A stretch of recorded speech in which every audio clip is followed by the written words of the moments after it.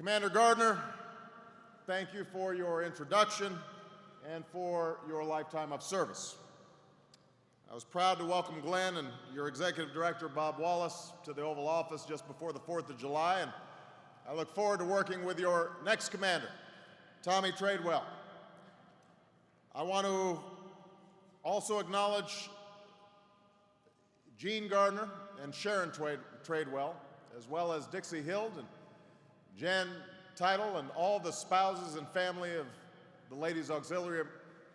America honors your service as well. Also, Governor Jan Brewer is here of Arizona, and Mayor Phil Gordon, our host here in Phoenix. I want to acknowledge President Dr. Joe Shirley Jr., President of the Navajo Nation. And this wasn't on my original card, but this is just an extraordinary story, and you may have already heard from her, but I just want to publicly acknowledge and thank Ms. Helen Denton, the secretary to Dwight Eisenhower, who typed up the orders for the Normandy invasion and is here today, and what an extraordinary story that is. So.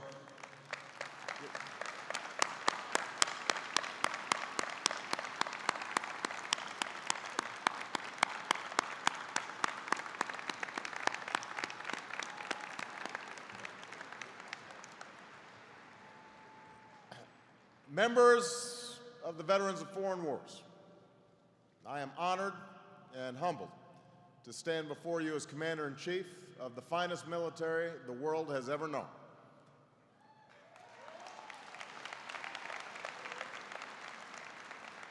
And we're joined by some of those who make it the finest force in the world. From Luke Air Force Base, members of the 56th Fighter Wing.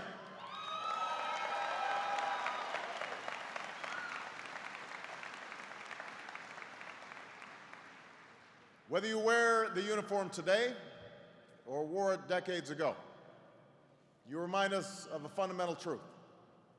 It's not the powerful weapons that make our military the strongest in the world. It's not the sophisticated systems that make us the most advanced. The true strength of our military lies in the spirit and skill of our men and women in uniform. And you know this.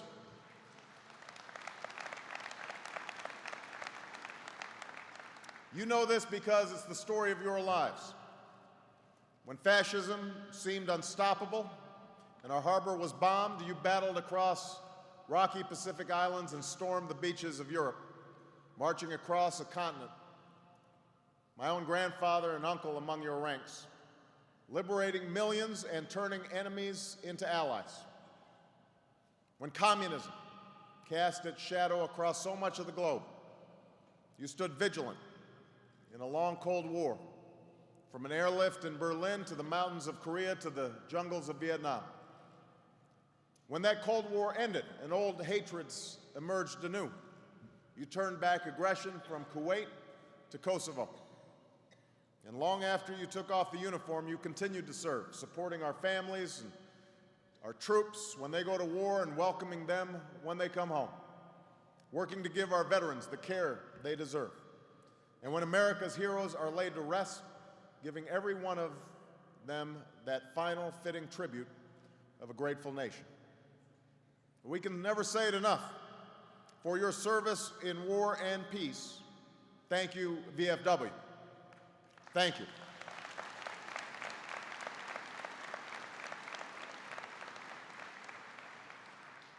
Today, the story of your service is carried on by a new generation, dedicated, courageous men and women who I have the privilege to lead and meet every day. They're the young sailors, the midshipmen at the Naval Academy who raised their right hand at graduation and committed themselves to a life of service. They're the soldiers I met in Baghdad who have done their duty year after year on a second, third, or fourth tour. They're the Marines of Camp Lejeune, preparing to deploy and now serving in Afghanistan to protect Americans here at home. They're the airmen, like those here today, who provide the close air support that saves the lives of our troops on the ground. They're the wounded warriors at Landstuhl and Walter Reed and Bethesda and across America, for whom the battle is not to fight, but simply to speak, to stand, to walk once more. They're the families that my wife, Michelle, has met at bases across the country. And the spouses back home doing the parenting of two, the children who wonder when mom and dad may be coming home, the parents who watch their sons and daughters go off to war, and the families who lay a loved one to rest in the pain that lasts a lifetime. To all those who have served America, our forces, your families, our veterans, you have done your duty. You have fulfilled your responsibilities. And now a grateful nation must fulfill ours. And that is what I want to talk about today. First, we have a solemn responsibility to always lead our men and women in uniform wisely.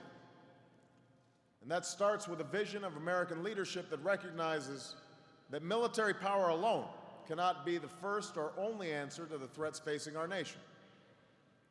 In recent years, our troops have succeeded in every mission America has given them, from toppling the Taliban to deposing a dictator in Iraq to battling brutal insurgencies. At the same time, forces trained for war have been called upon to perform a whole host of missions. Like mayors, they've run local governments and delivered water and electricity. Like aid workers, they've mentored farmers and built new schools. Like diplomats, they've negotiated agreements with tribal sheikhs and local leaders. But let us never forget, we are a country of more than 300 million Americans. Less than 1% wears the uniform.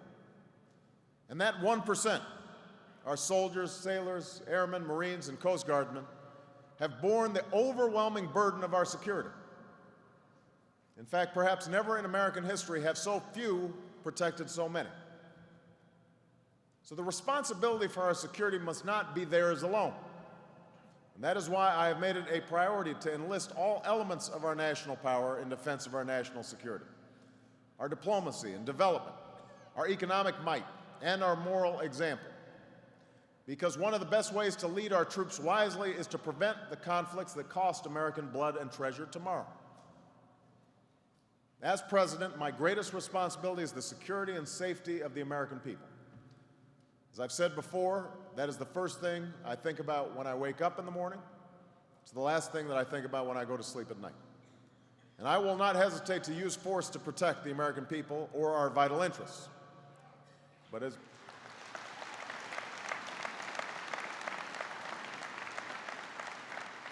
But as we protect America, our men and women in uniform must always be treated as what they are, America's most precious resource.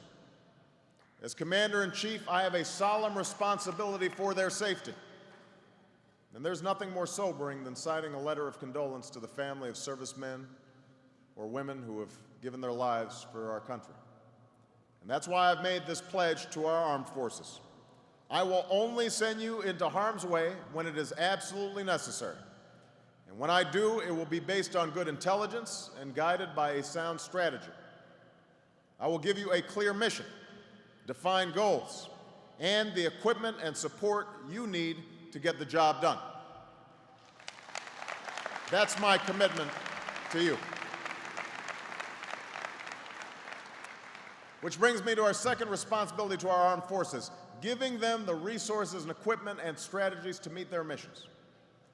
We need to keep our military the best trained, the best led, the best equipped fighting force in the world. And that's why, even with our current economic challenges, my budget increases defense spending. We will ensure that we have the force structure to meet today's missions. And that's why we've increased the size of the Army and the Marine Corps 2 years ahead of schedule and have approved another temporary increase in the Army.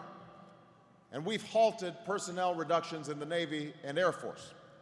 And this will give our troops more time home between deployments, which means less stress on families and more training for the next mission.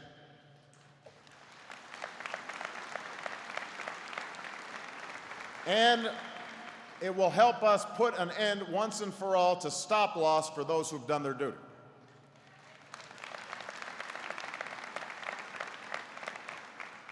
We will will equip our forces with the assets and technologies they need to fight and win.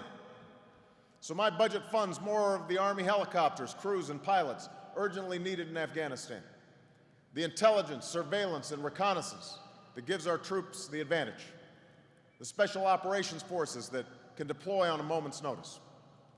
And for all those serving in Afghanistan and Iraq, including our National Guard and Reserve, more of the protective gear and armored vehicles that save lives.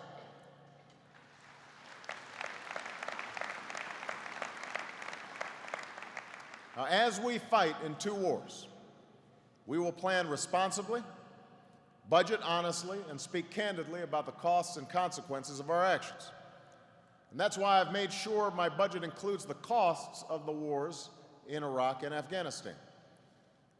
In Iraq, after more than 6 years, we took an important step forward in June.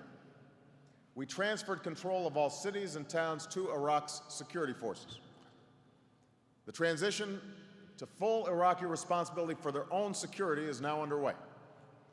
This progress is a testament to all those who have served in Iraq, both uniformed and civilian. And our nation owes these Americans and all who have given their lives a profound debt of gratitude.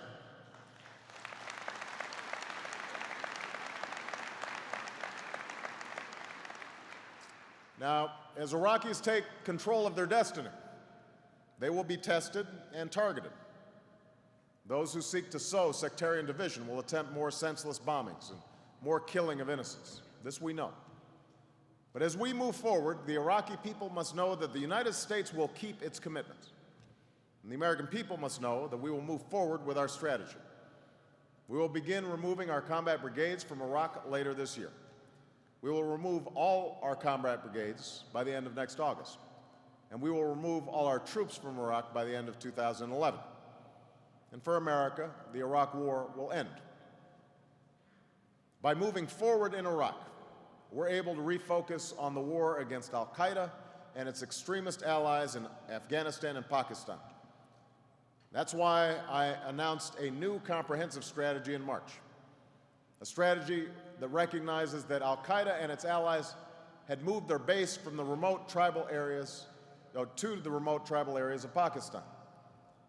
And this strategy acknowledges that military power alone will not win this war, that we also need diplomacy and development and good governance. And our new strategy has a clear mission and defined goals: to disrupt, dismantle, and defeat al-Qaeda and its extremist allies. In the months since, we have begun to put this comprehensive strategy into action. And in recent weeks, we've seen our troops do their part.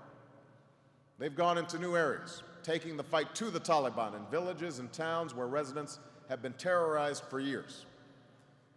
They're adapting new tactics, knowing that it's not enough to kill extremists and terrorists. We also need to protect the Afghan people and improve their daily lives. And today, our troops are helping to secure polling places for this week's election so that Afghans can choose the future that they want.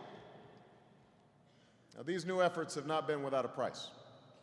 The fighting has been fierce. More Americans have given their lives. And as always, the thoughts and prayers of every American are with those who make the ultimate sacrifice in our defense. As I said when I announced this strategy, there will be more difficult days ahead. The insurgency in Afghanistan didn't just happen overnight, and we won't defeat it overnight.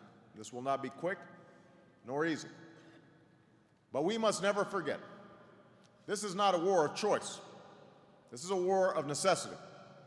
Those who attacked America on 9/11 are plotting to do so again. If left unchecked, the Taliban insurgency will mean an even larger safe haven from which al-Qaeda would plot to kill more Americans. So this is not only a war worth fighting, this is fundamental to the defense of our people. And going forward, we will constantly adapt to new tactics to stay ahead of the enemy and give our troops the tools and equipment they need to succeed. And at every step of the way, we will assess our efforts to defeat al-Qaeda and its extremist allies and to help the Afghan and Pakistani people build the future that they seek. Now, even as we lead and equip our troops for the missions of today, we have a third responsibility to fulfill. We must prepare our forces for the missions of tomorrow. Our soldiers, sailors, airmen, Marines, and Coast Guardmen adapt to new challenges every day. But as we know, much of our defense establishment has yet to fully adapt to the post-Cold War world, with doctrine and weapons better suited to fight the Soviets on the plains of Europe than insurgents in the rugged terrain of Afghanistan. 20 years after the Cold War ended, this is simply not acceptable. It's irresponsible. Our troops and our taxpayers deserve better. And that's why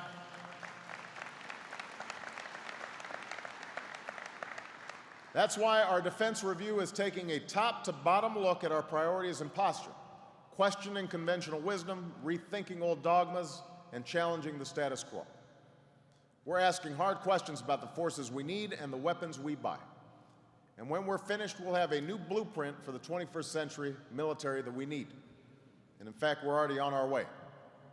We're adopting new concepts because the full spectrum of challenges demands a full range of military capabilities, both the conventional and the unconventional. The ability to defeat both an armored division and the lone suicide bomber, the intercontinental ballistic missile and the improvised explosive device, 18th century style piracy, and 21st century cyber threats. No matter the mission, we must maintain America's military dominance. So even as we modernize our conventional forces, we're investing in the capabilities that will reorient our force to the future. An army that's more mobile and expeditionary, and missile defenses that protect our troops in the field. A Navy that not only projects power across the oceans, but operates nimbly in shallow coastal waters. An Air Force that dominates the airspace with next-generation aircraft, both manned and unmanned. A Marine Corps that can move ashore more rapidly in more places. And across the force, we're investing in new skills and specialties because in the 21st century, military strength will be measured not only by the weapons our troops carry, but by the languages they speak and the cultures that they understand. But here's the simple truth. We cannot build the 21st century military we need and maintain the fiscal responsibility that America demands unless we fundamentally reform the way our defense establishment does business. It's a simple fact. Every dollar wasted in our defense budget is a dollar we can't spend to care for our troops or protect America or prepare for the future. You've heard the stories. The indefensible no-bid contracts that cost taxpayers billions and make contractors rich. The special interests in their exotic projects that are years behind schedule and billions over budget. The entrenched lobbyists pushing weapons that even our military says it doesn't want. The impulse in Washington to protect jobs back home, building things we don't need, has a cost that we can't afford. This waste would be unacceptable at any time, but at a time when we're fighting two wars and facing a serious deficit, it's inexcusable. It's an affront to the American people and to our troops, and it's time for it to stop. And this is not a Democratic issue or a Republican issue.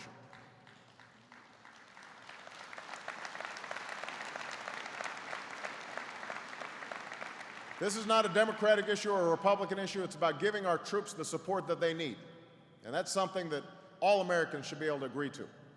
So I'm glad I have as a partner in this effort a great veteran, a great Arizonan, and a great American who has shown the courage to stand and fight this waste, Senator John McCain.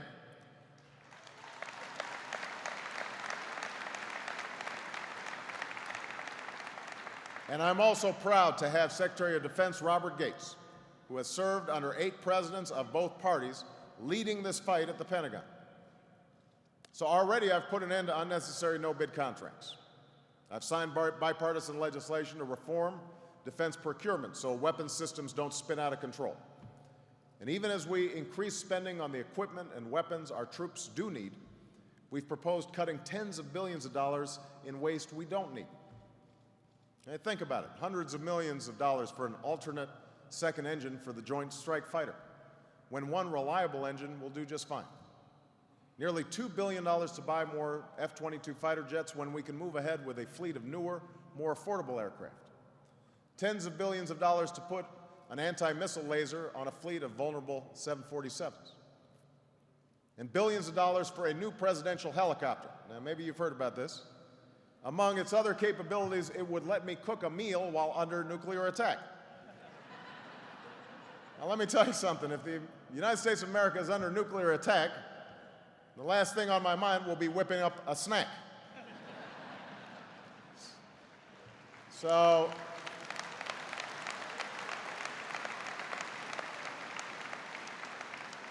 this is pretty straightforward. Cut the waste, save taxpayer dollars, support the troops. That's what we should be doing.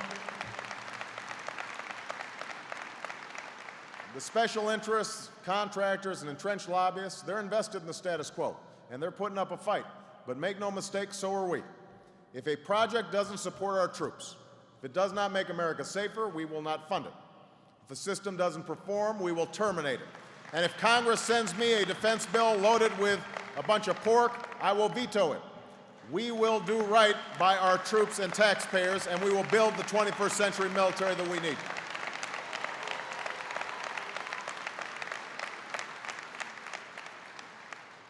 Finally, we will fulfill our responsibility to those who serve by keeping our promises to our people. We will fulfill our responsibility to our forces and our families. That's why we're increasing military pay. That's why we're building better family housing and funding more child care and counseling to help families cope with the stresses of war.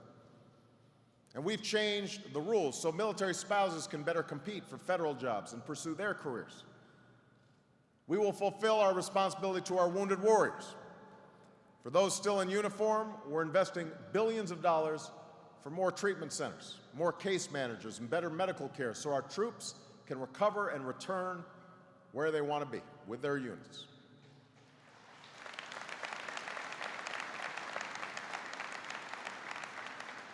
But as the VFW well knows, for so many veterans, the war rages on. The flashbacks that won't go away, the loved ones who now seem like strangers, the heavy darkness of depression that has led to too many of our troops taking their own lives. Post-traumatic stress and traumatic brain injury are the defining injuries of today's wars. So caring for those affected by them is a defining purpose of my budget. Billions of dollars more for treatment of mental health screenings to reach our troops on the frontier, on the front lines, and more mobile and rural clinics to reach veterans back home. We are not going to abandon these American heroes. We are going to do right by them.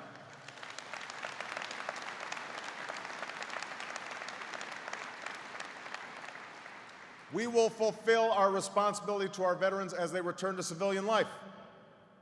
I was proud to co-sponsor the post-9/11 GI Bill as a senator. And thanks to VFW members across the country and leaders like Arizona's Harry Mitchell in Congress, it is now the law of the land.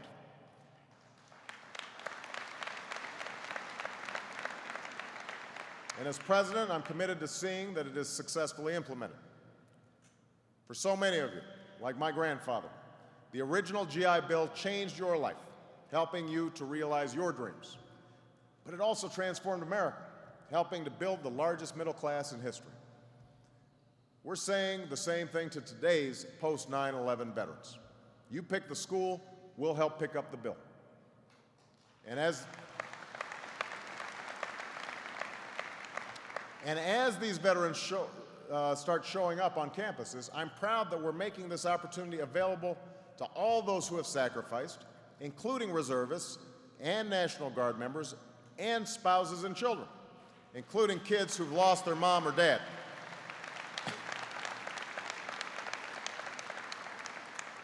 In an era when so many people and institutions have acted irresponsibly, we choose to reward the responsibility and service of our forces and their families. Whether you've left the service in 2009 or 1949, we will fulfill our responsibility to deliver the benefits and care that you earned. And that's why I've pledged to build nothing less than a 21st century VA. And I picked a lifelong soldier and wounded warrior from Vietnam to lead this fight, General Rick Shinseki.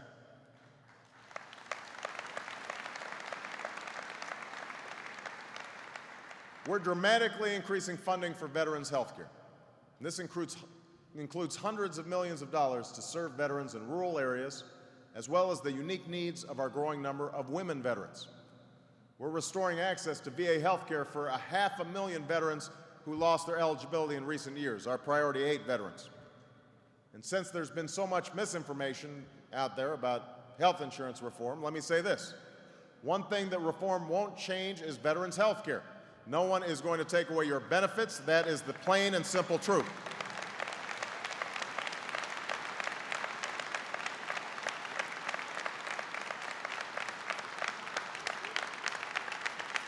We're expanding access to your health care, not reducing it.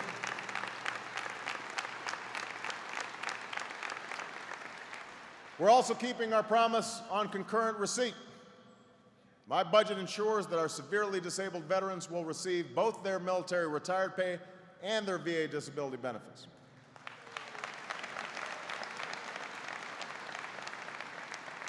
And I look forward to signing legislation on advanced appropriations for the VA so the medical care you need is never held up by budget delays.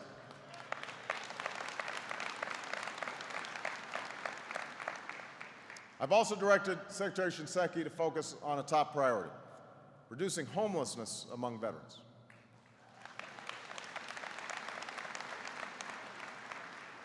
After serving their country, no veteran should be sleeping on the streets. No veteran. We should have zero tolerance for that. And we're keeping our promise to fulfill another top priority at the VA, cutting the red tape and inefficiencies that cause backlogs and delays in the claims process. This spring, I directed the Departments of Defense and Veterans Affairs to create one unified lifetime electronic health record for the members of the armed forces. A single electronic record with privacy guaranteed that will stay with them forever. Because after fighting for America, you should not have to fight over paperwork to receive the benefits that you've earned.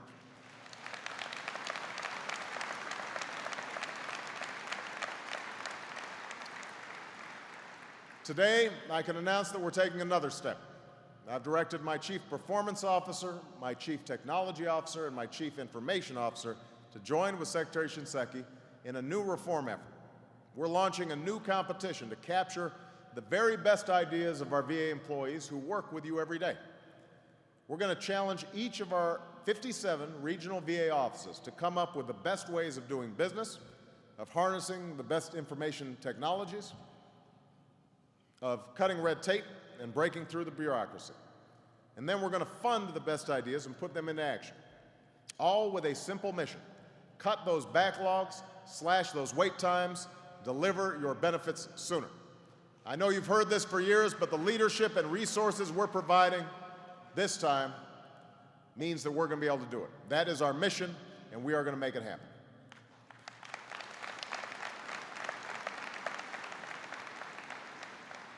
Now, taken together, these investments represent a historic increase in our commitment to America's veterans, a 15% increase over last year's funding levels, and the largest increase in the VA budget in more than 30 years.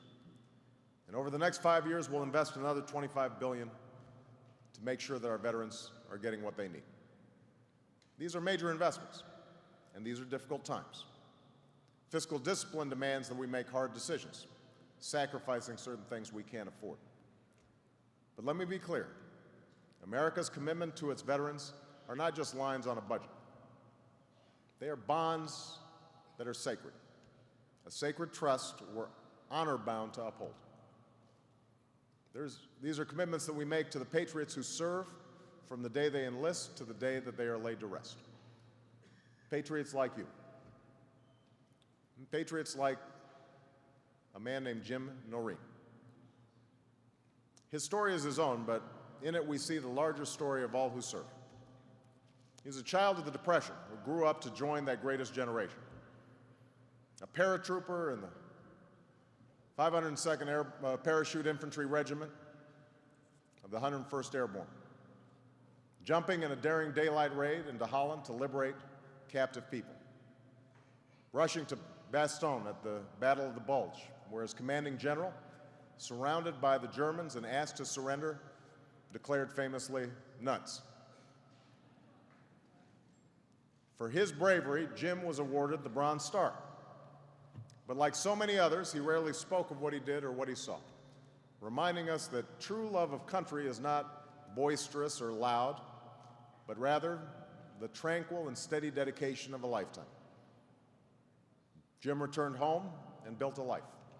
He went to school on the GI Bill. He got married. He raised a family in a small Oregon farming town. And every Veterans Day, year after year, he visited school children to speak about the meaning of service. And he did it all as a proud member of the Veterans of Foreign Wars. And then this spring, Jim made a decision. He would return to Europe once more. 85 years old, frail, gravely ill, he knew he might not make it back home. But like the paratrooper he always was, he was determined. So near Bastogne, he returned to the places he knew so well. At a Dutch town liberated by our GIs, school children lined the sidewalks and sang the Star-Spangled Banner. And in the quiet clearing of an American cemetery, he walked among those perfect lines of white crosses of fellow soldiers who had fallen long ago, their names forever etched in stone. And then, back where he had served 65 years before, Jim Noreen passed away at night, in his sleep, quietly, peacefully, the tranquil and steady dedication of a lifetime. And the next day, I was privileged to join the commemoration at Normandy to mark the day when the beaches were stormed and a continent was free. There were presidents and prime ministers and veterans from the far corners of the earth. But long after the bands stopped playing and the crowd stopped cheering, it was the story of a departed VFW member that echoed in our hearts. Veterans of foreign wars, you have done your duty to your fallen comrades, to your communities, to your country. You have always fulfilled your responsibilities to America. And so long as I am President of the United States, America will always fulfill its responsibilities to you. God bless you. God bless all our veterans. And God bless the United States of America. Thank you very much.